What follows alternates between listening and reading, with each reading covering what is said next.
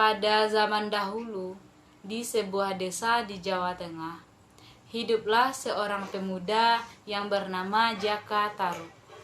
Ia tinggal bersama ibunya yang biasa dipanggil Mbok Randa. Ayahnya sudah lama meninggal dunia. Sehari-hari, Jaka Tarub dan ibunya bertani padi di sawah. Pada suatu malam, di tengah tidurnya yang lelap, Jaka Tarub bermimpi mendapat seorang istri bidadari nan cantik jelita dari kayangan.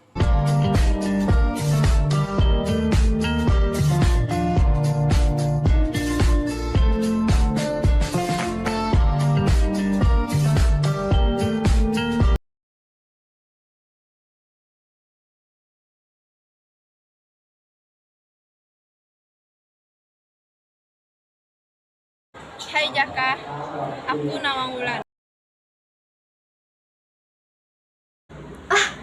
Ternyata aku hanya mimpi. Mimpiku indah sekali dan tampak terbayang di ingatanku. Duh, aku jadi tidak bisa tidur lagi. Aku keluar sajalah.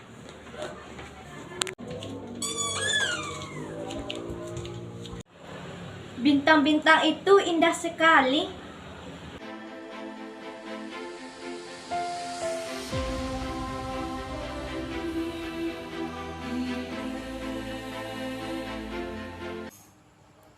Sesaat Jaka Tarub sedang melamun, tiba-tiba terdengar suara ayam jantan berkokok menandakan hari sudah pagi.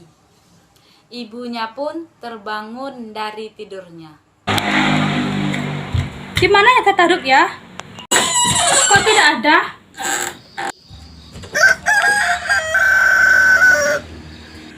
Oh, ternyata dia di situ sedang melamun.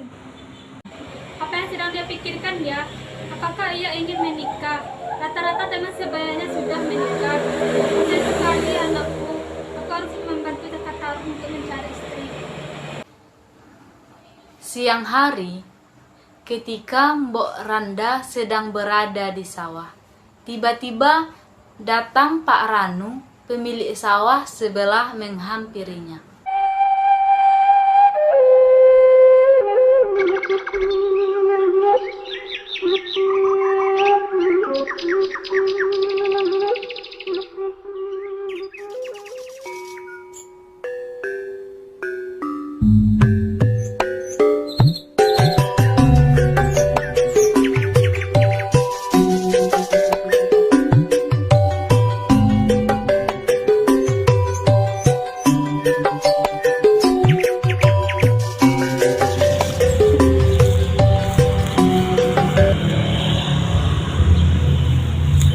Bu, mengapa anakmu sampai saat ini belum menikah juga?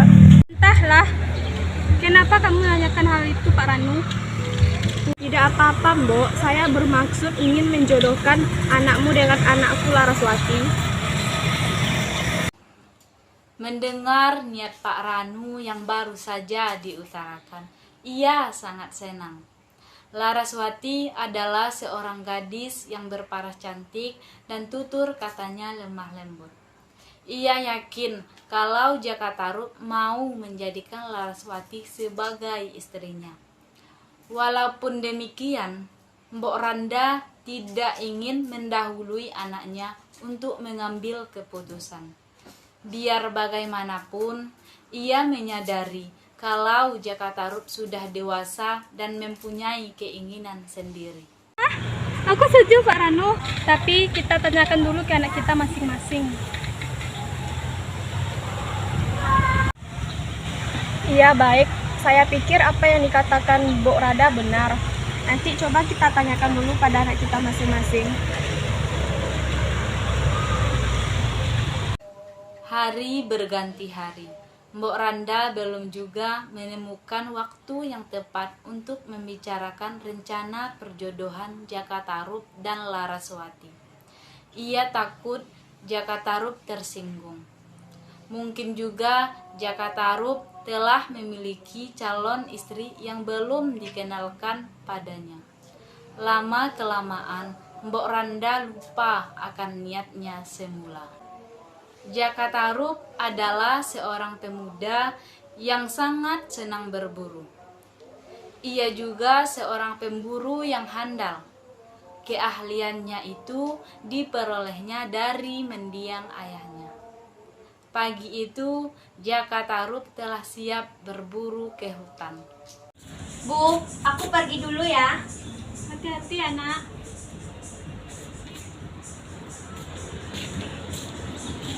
Semoga Jaka Tarub membawa seekor menjangan yang besar untuk bisa dipakai makan beberapa hari ke depan. Aku masih istirahat dulu.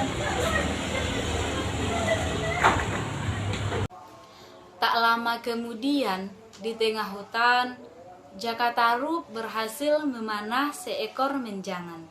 Hatinya senang, namun sayang. Begitu Jaka Tarub sedang berjalan pulang membawa hasil buruannya, tiba-tiba datang seekor harimau menyerangnya dan membawa menjangan itu pergi. Jaka Tarub terduduk lemas.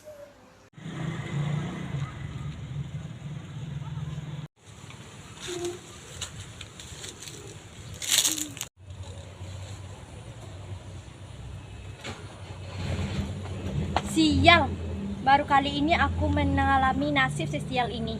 Hewan buruan yang sudah di tangan malah dimangsa binatang buas. Pertanda apa ini? Aku tidak boleh berpikiran yang tidak-tidak. Sebaiknya aku melanjutkan perjalanan. Nasib sial belum mau meninggalkan Jaka Tarub. Setelah berjalan dan menunggu beberapa kali.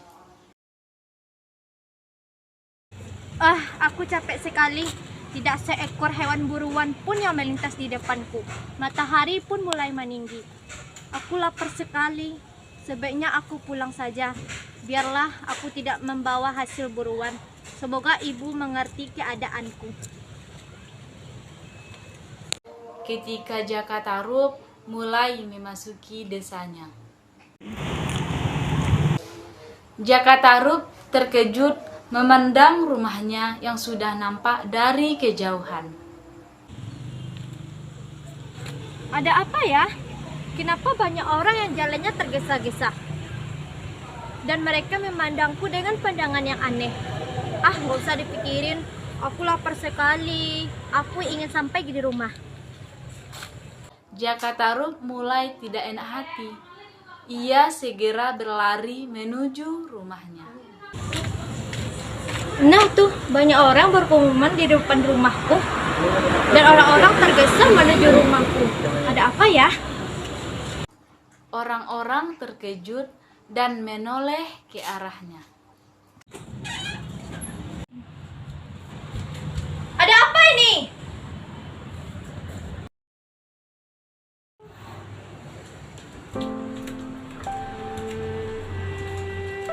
Sabar ya, Bu.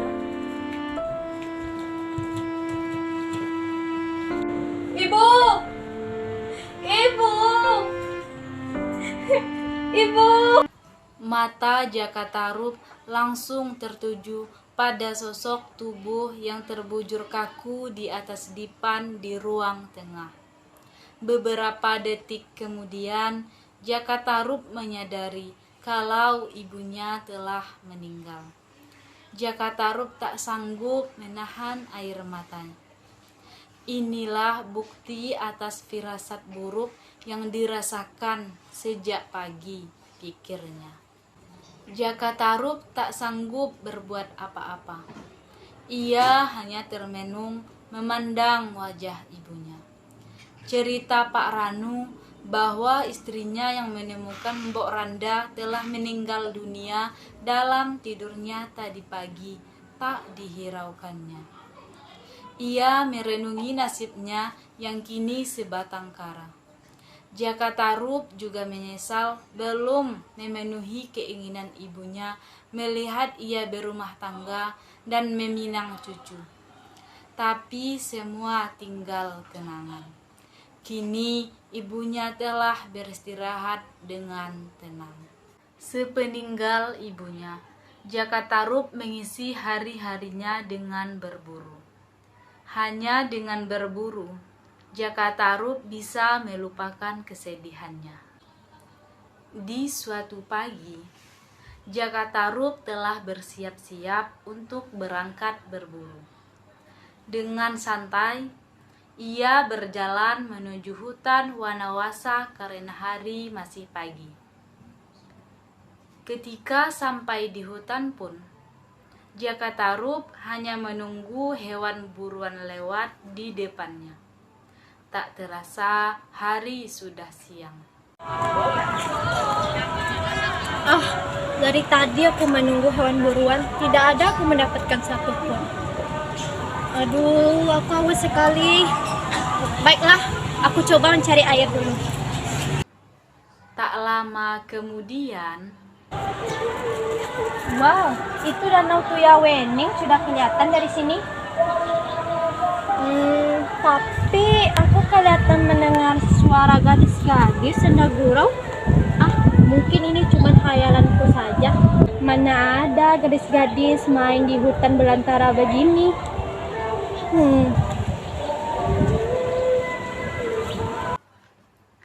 dengan mengendap-endap, Jaka Tarub melangkahkan kakinya menuju Danau Tuyawening. Suara tawa gadis-gadis itu makin jelas terdengar. Jaka Tarub mengintip dari balik pohon besar ke arah danau.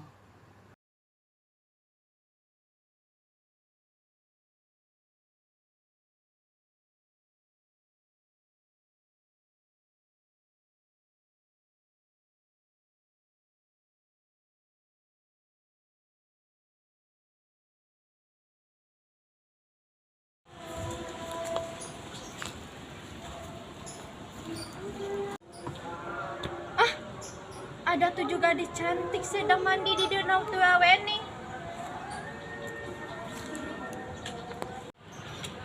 Jantungku jadi berdegup kencang begini. Mana bidadarinya paras cantik-cantik lagi. Apakah arti di mimpiku itu ya?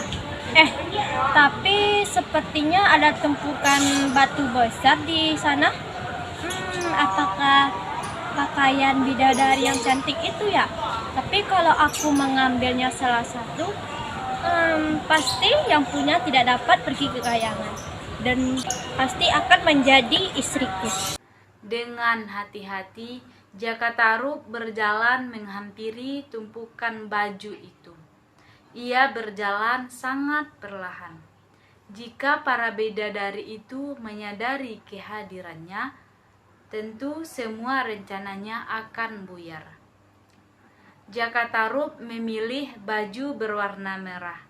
Setelah berhasil, Jaka Tarub buru-buru menyelinap ke balik semak-semak. Tiba-tiba seorang dari bidadari itu berkata,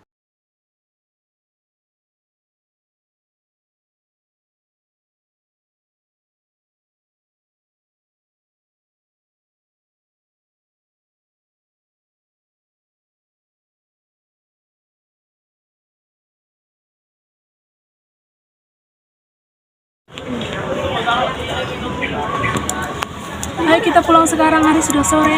Iya, sebaiknya kita pulang sekarang sebelum matahari terbenam. Baiklah.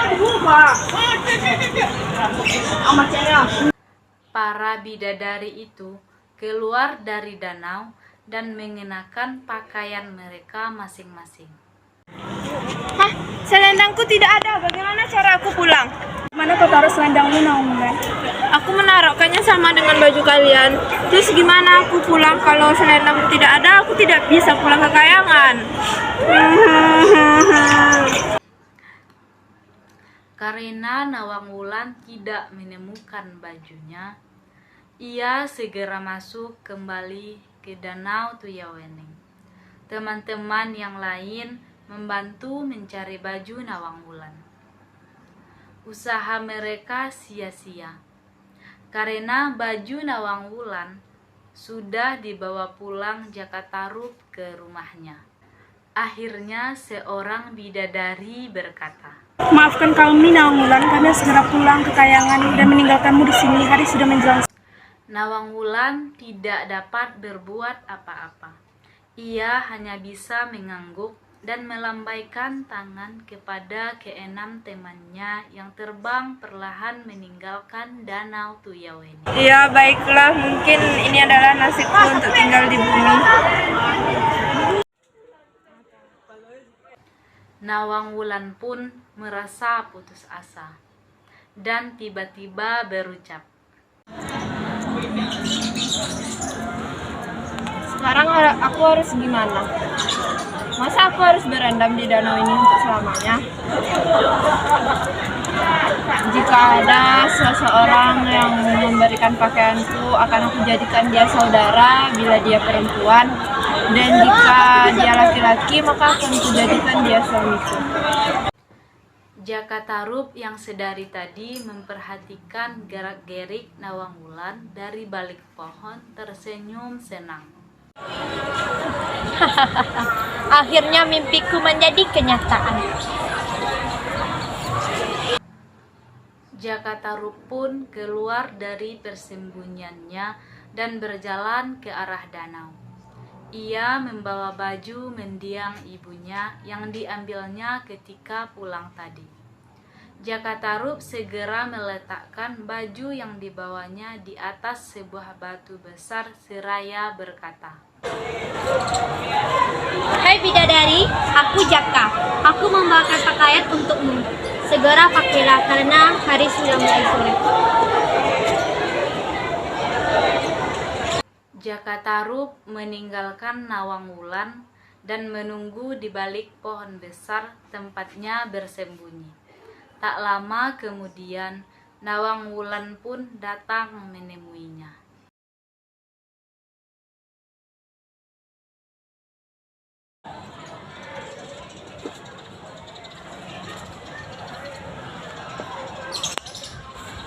Hai Jaka, aku Nawang Wulan.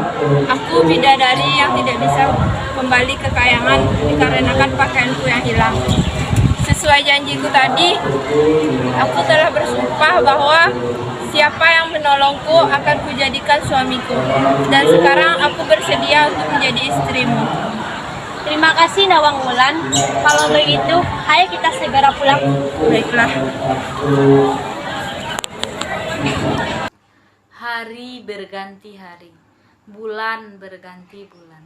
Tak terasa rumah tangga Jaka Tarub dan Nawang Wulan telah dikaruniai seorang putri yang diberi nama Nawangsi. Tak seorang pun penduduk desa yang mencurigai siapa sebenarnya Nawang Wulan. Jaka Tarub mengakui istrinya itu sebagai gadis yang berasal dari sebuah desa yang jauh dari kampungnya. Sejak menikah dengan Nawang Wulan, Jaka Tarub merasa sangat bahagia. Namun ada satu hal yang mengganggu pikirannya selama ini. Walau dimasak setiap hari, mengapa padi di lumbung kelihatannya tidak berkurang ya? Justru lama-lama semakin tinggi.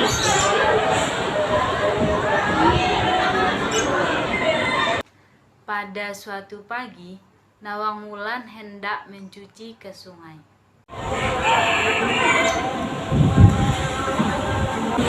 Kang Mas, jaga Nawang Wulan dulu ya. Aku mau pergi mencuci dan kukusan nasi itu jangan dibuka ya. Iya, Nawang Wulan.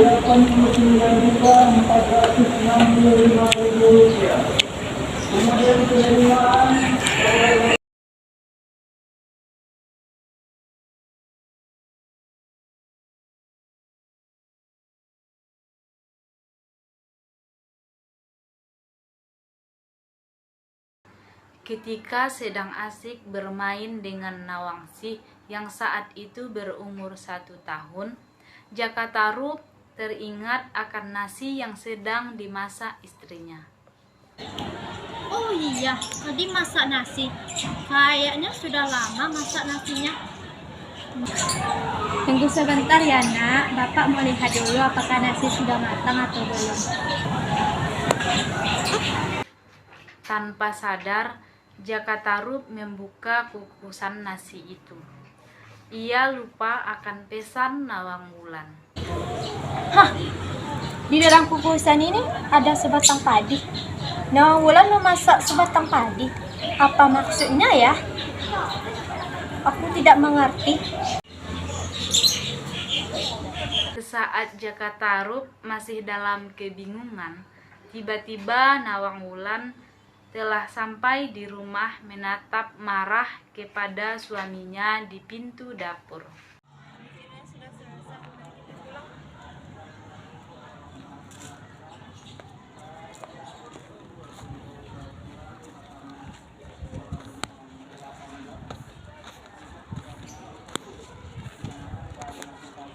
Kang Mas, kenapa kau melanggar pesanku?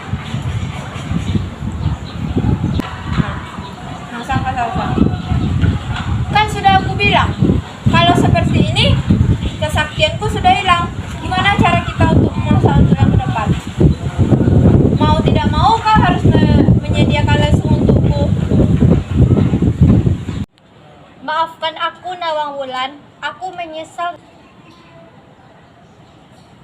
Kalau begini, mau apa lagi? Untuk besok, aku harus menumbuk padi sebelum memasak. Sejak kejadian itu, mulailah terlihat persediaan padi mereka semakin lama semakin menipis. Bahkan sekarang padi itu sudah tidak tersisa di dasar lumbung. Seperti biasa, pagi itu Nawang Wulan ke lumbung yang terletak di halaman belakang untuk mengambil padi. Ketika sedang menarik batang padi yang tersisa sedikit itu, Nawang Wulan merasa tangannya memegang sesuatu yang lembut. Karena penasaran, Nawang Wulan pun terus menarik benda itu.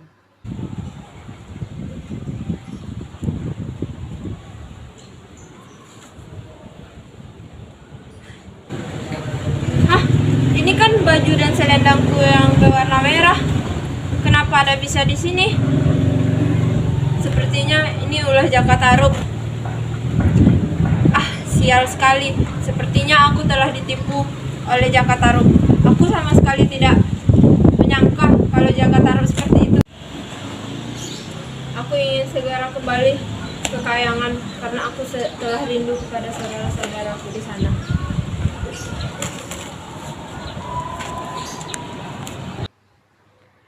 Sore hari, ketika Jaka Tarub kembali ke rumahnya, ia tidak mendapati Nawang Wulan dan anaknya Nawangsi.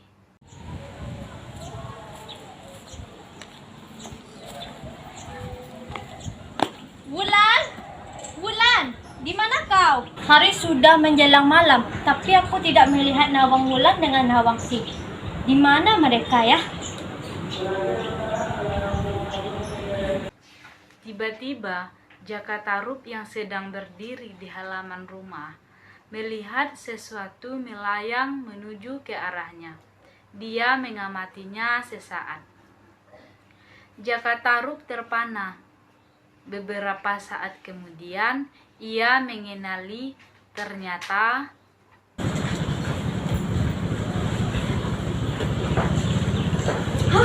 Wulan? Wulan? Kamu kemana aja? Aku sudah mencarimu kemana-mana. Kau memakai baju bidadari. Kau cantik sekali memakai baju bidadari dan selendangmu itu. Aku tidak menyangka kalau Nawang Wulan berhasil menemukan kembali baju bidadarinya. Rahasia yang kusimpan selama ini telah terbongkar. Aku tidak menyangka ternyata kau seperti itu, Jaka Tarub. Maafkan aku, Nawang Wulan. Aku menyesal, Nawang Wulan. hanya itu kata-kata yang sanggup diucapkan Jaka Tarub. Nawang Wulan dapat merasakan betapa Jaka Tarub tidak berdaya di hadapannya. Sekarang kau mau tidak mau kau harus menanggung perbuatan kau ini. Aku harus kembali ke kayangan karena aku adalah seorang bidadari. Dan tempat aku bukan di sini. Jaka Tarub tidak menjawab. Ia pasrah akan keputusan Nawang Wulan.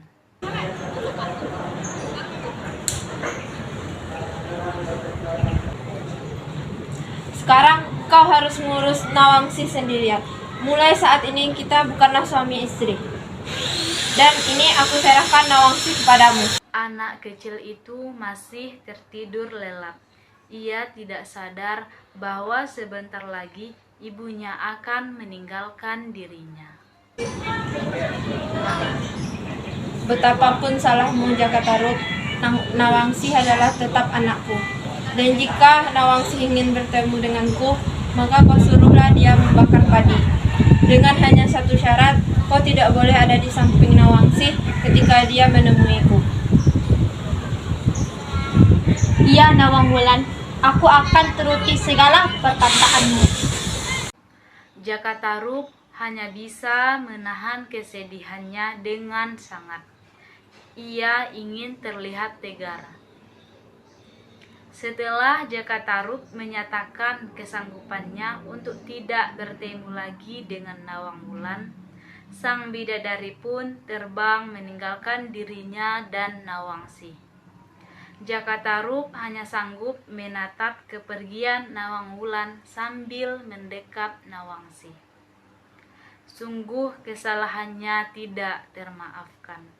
Tiada hal lain yang dapat dilakukannya saat ini selain merawat Nawangsi dengan baik seperti pesan Nawang Wulan.